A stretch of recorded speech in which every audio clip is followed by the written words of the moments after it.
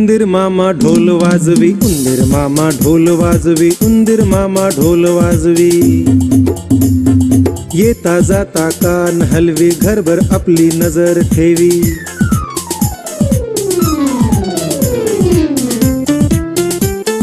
एकदा घरात नव्हतं कोणी, पोट्यावरती होत लोणी।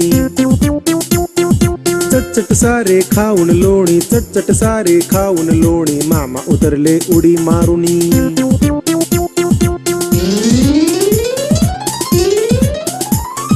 हे काय आहे असेल रुमाल, ओहो आहा होईल कमाल। याची सुंदर टोपी होईल, डोक्यावरती शोभा देईल। कापड आहे मळलेले हे, धोब्याकडून धुवून घेईन। धोबी दादा कापड माझे धुवून दे। नाही बाबा मला नाही वेळ। धोबी दादा आळशी भारी, उगाच बडबड करत राही। इवलसे हे कापड माझे धुणं त्याला जमत नाही। नको रे बाबा असे नको बोलू, कापड तुझं धुवून देतो।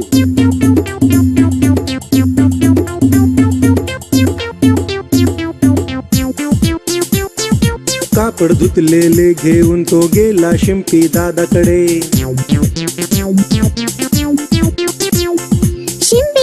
शिंपी दादा टोपी मला शिवून द्या। शिंपी दादा टोपी मला शिवून द्या।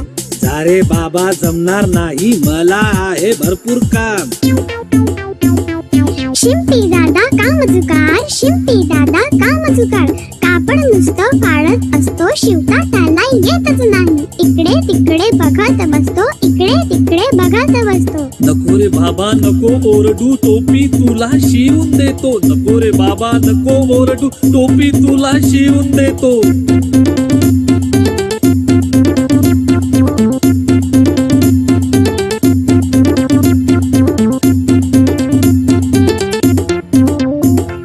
टोपी घेऊन उंदीर मामा गेला एका आजीकडे।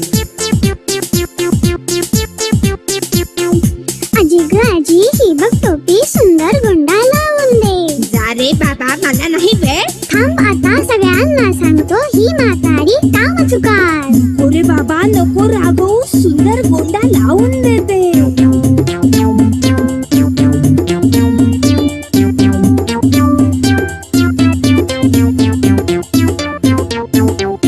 आजीने मग लावला गोंडा, टोपी सुंदर झाली।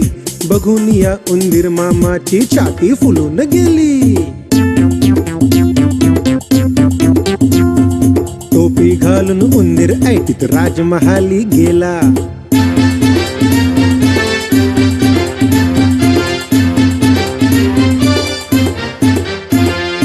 टोप तुझा तो घालून दिसतो पक्का माकड, ऐक गडे बघ रे राजा, टोपी माझी आहे अशी का तुझ्याकडे।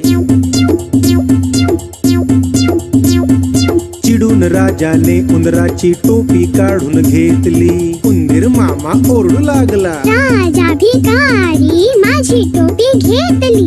राजा भिकारी माझी टोपी घेतली। राजाने गडबडून त्याची टोपी फेकून दिली।